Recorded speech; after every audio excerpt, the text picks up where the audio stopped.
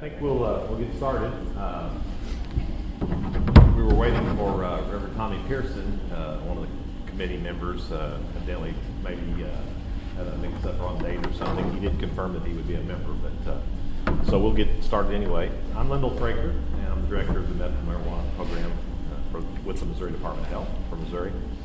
And thank you for coming today and showing your presence and support for our program. This will be the fifth committee meeting that we've had dealing with 10 different topics. So we're halfway through after today. And I'll let the panel introduce themselves. Go ahead, Clay. Good afternoon. I'm Clay Goddard. I'm the director of the Springfield-Greene County Health Department in Springfield, Missouri. And good afternoon. I'm Kimberly Grinston, executive director for the Missouri Board of Pharmacy. My name is Steve Deerhoff. I'm legal counsel for the Department of Health. And I'm Richard Moore, general counsel for the Department of Health. And so, as all of you know, we're here today to fulfill our constitutionally mandated objective of working with the scoring for the licensed facilities, and that's what this committee is helping us with. And the topic that we have today is the character, veracity, background, qualifications, and relevant experience of the principal officers and managers. And with that, I'm going to turn it over to Richard Moore to be the moderator. All right, thank you. As most of you know in the audience that have been here to previous ones, we have 10 topics of which we are required under the Constitution to score the applicants on. We can ask various questions within each of those topics, but we can't go beyond those topics. The topic, obviously, that we're here on today is the character, veracity, background. We have submitted several questions to the public for their comment. We've received that. We've made substantial changes as far as the department's recommendation to the committee. We've provided those to the committee. They've given their feedback on it, and we're going to go through each question one by one. We're going to read the question, discuss any potential modifications, accepting that question or deleting that question. And once the committee is comfortable with the question, we're going to set an appropriate weight on the following scale: slightly important, important, highly important, or critically important.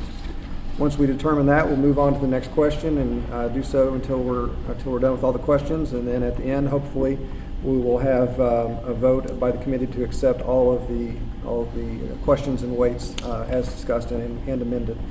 I will mention the fact that some of the things that you might want to see in these questions you may not be seeing, and that's largely due to the fact that there are 9 other topics and likely covered in that. However, for the scorer's perspective, we need to be able to have enough questions and enough facts in the set of questions that you're reviewing to be able to adequately score, because the scorer is not going to be able to see the other sets of questions when they're doing this. So with that, do you all have any questions before we start? I don't. I don't. All right, let's begin. We're going to start with the Excel spreadsheet that we have, and as we have amendments, we'll move over. The first question: submit evidence, parenthetical, including but not limited to letters of recommendation, in parenthetical, of the character and veracity, parenthetical, truthfulness, in parenthetical, of all principal officers and managers, parenthetical, maximum of 3 documents per officer or manager, in parenthetical. Any concerns or questions about that question? I don't have any. I do not either. Okay. The weight that the department recommends to the committee is 2 to 3, which is important to highly important. What is your opinion on that? I landed on 2. I did as well. Important. All right. There's several questions in the originally drafted questions that were submitted to the public that have been deleted, and I'm not going to read those individually. But originally we asked for the character, veracity, background of 3 managers and 3 principal officers on each of those topics, and we have combined those to eliminate several of these. So we're going to be deleting 2, 3, 4, 5, and 6. Is that acceptable to the committee? I think it makes sense. Yes. Question 7, submit evidence, parenthetical, including, comma, but not limited to, comma, a resume or curriculum vitae, in parenthetical, of the qualifications, background, and relevant experience of all principal officers and managers, period, maximum of 3 documents per officer or manager. Any thoughts on that question? I landed on 4, and the rationale behind that is any of us can get letters of recommendation, but really the background of your experience I think is more critical as a barometer of your ability to do this job. The only thought I had on this question was it talks about relevant experience, and it seems to be, and it may just be an education point for me, it seems to be assuming that the principal officers and managers will actually be managing and/or operating the business as opposed to simply owning a portion of the business. If it is anticipated that they will be active in the operation of the business, then I think the question is important, and I think a 3 or 4 also would be appropriate. The language of that question is largely taken from the constitutional requirement, so that's why it was drafted in the way in which it is. But I understand your thoughts on that. So, I don't know, I'm sorry, where are we landing on, Corey? I'm comfortable coming to 3. 3. Yeah. I think a 3 would be good. Okay. As discussed earlier, we're getting rid of some questions. Question 8, 9, we'll just do 8 and 9. Are you comfortable deleting those questions? Yes. Yes. Question 10 originally was, has any identified principal officer or manager operated and or managed a business for 5 or more years? We suggest deleting that language and replacing it with, describe how your previous business experience will contribute to the success of your medical marijuana business, period. List the legal business names and addresses of each business you operated or managed, period. Any thoughts on that question? I think it's a good question. I agree. We recommended a value of 3, which is highly important. Any thoughts on that? I could see this as critically important since it's directly related to what they would be applying for, so I could also go with a 4 on this one as well. And I'm comfortable with a 4 as well.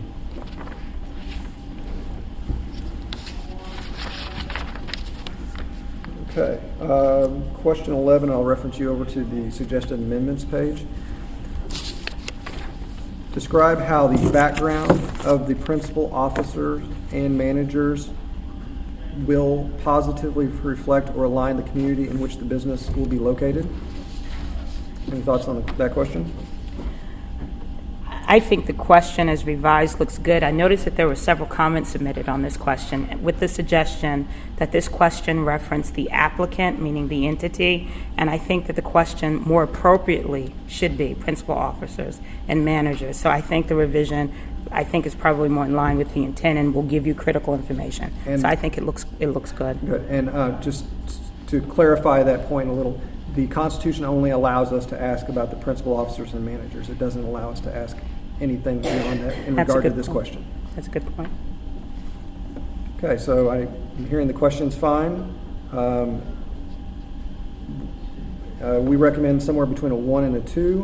What's the thoughts of the committee? Which it was, slightly important to important.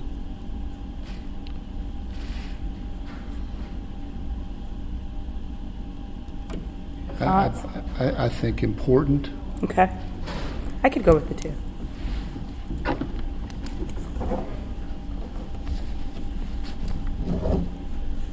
Question 12, does any principal officer or manager have any delinquency in the filing or payment of any state income taxes, personal property taxes, municipal taxes, or real property taxes, either individually or for a business of which the principal officer or manager has an ownership interest?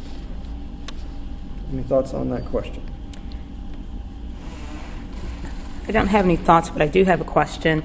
Since they will be applying for a license and/or registration, do you know if these entities would fall under the state law that says that you have to be current with all taxes that are owed? I'm not confident in my answer, but I can tell you we took this language straight from that statute. Okay. Well, I think the question is fine. That was just my secondary question. I think it's a very important question. So I agree with it as presented. The department recommended a weight of important. Thoughts on that? I think that's good. I wrote down a 3, and just let me give you my thoughts on that. Sure. I think that being a good civic participant, this is a very important tenet of that. So I think I'll go with the 2, but with some hesitation. Well, I could actually go with the 3, especially since there is a tax component related to this business, and you do want to make sure that they are not currently delinquent. So I think I could go with the 3 as well. Okay. I think it's a good suggestion. Okay, question 13, we'll move over to the amendment, although it's a very small amendment, it'll be easy to read that way. Has any, and we struck the word identified, principal, officer, or manager been the subject of an action resulting in sanctions, comma, disciplinary actions, comma, civil, monetary penalties, comma, or fines being imposed relating to a registration, comma, license, comma, provisional license, or any other authorization to cultivate, comma, process, comma, or dispense medical marijuana in any state, question mark. If yes, provide the following, colon, respondent/defendant, comma, name of case and docket number, comma, nature of case or complaint, comma, date of charge or complaint, comma, disposition, comma, and name and address of the administrative agency or court, parenthetical, specify federal, state, and or local jurisdictions in parenthetical. Any thoughts on that question? I think it's a good question. I concur. The department recommended a weight of from highly important to critically important. I would suggest critically important on this one. I agree. Move on to question 14 and stay on your amendment page. We struck the entire text of the question and have replaced it with, has any principal, officer, or manager ever been convicted of or pled guilty or nolo contendere to any felony offense under state or federal law, comma, whether or not a sentence has been imposed, comma, relating to the principal, officers, or manager's practice of any profession or occupation, question mark.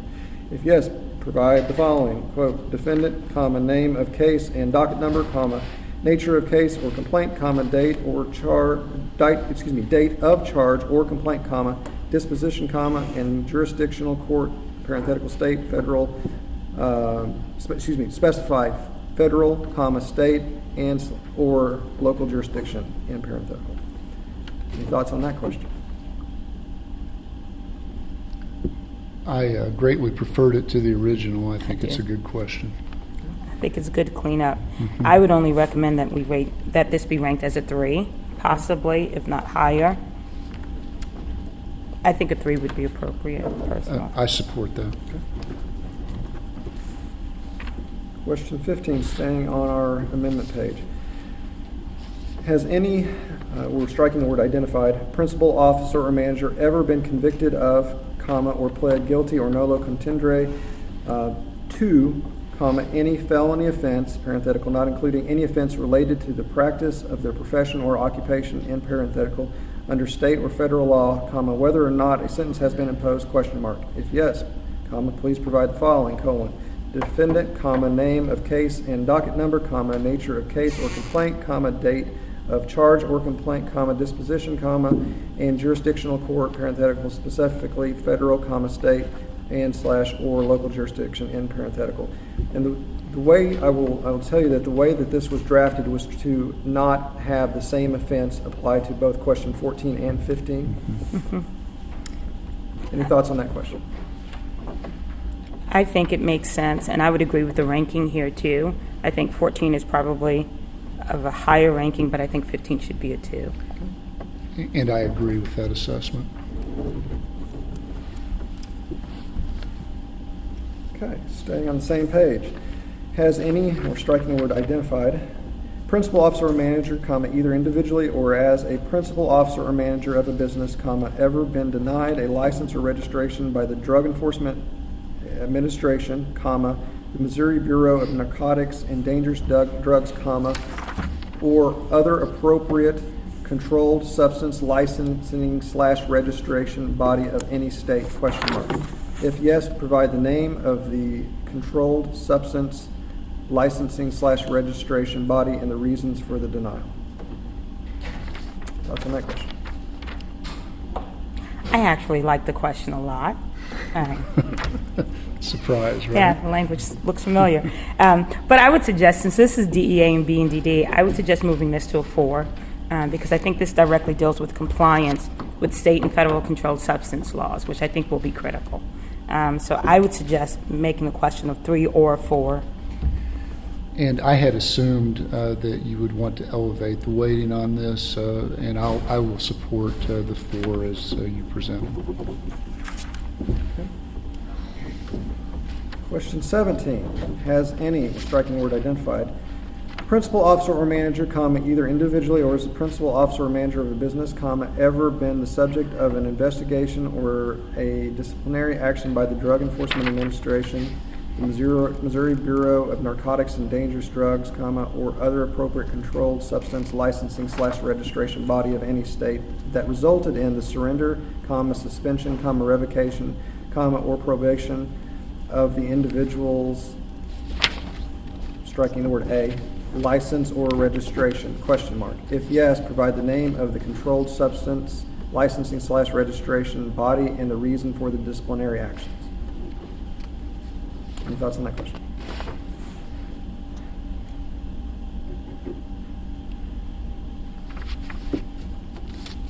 I think it's a good question.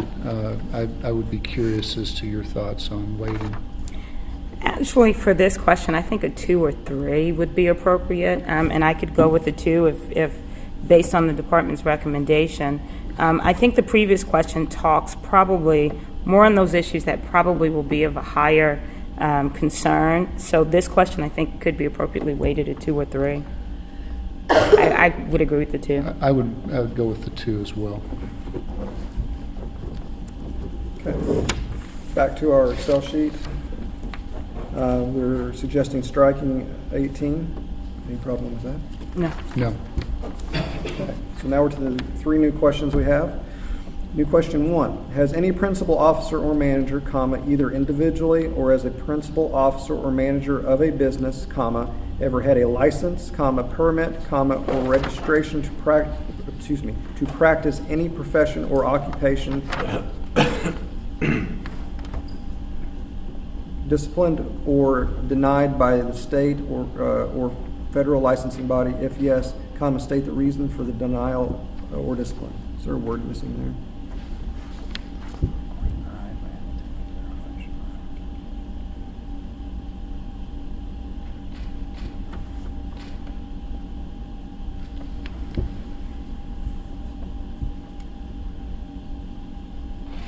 I was just talking about the or occupation. I guess it's right. Does that read right to you all?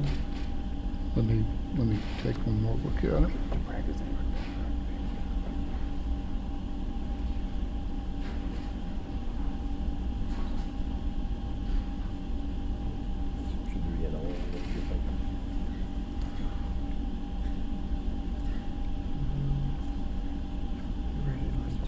Would a comma help there? Is that what's missing? Any professional occupation, comma, disciplined or denied. Yeah, I think that's probably right. Yeah, that makes it Yeah. read more logically. Okay. So with that addition, any concern with the question? I don't have any concerns. I think it's a good question and relevant to the topic. On the weighting, I was leaning toward a 1. I could go with 1. Right.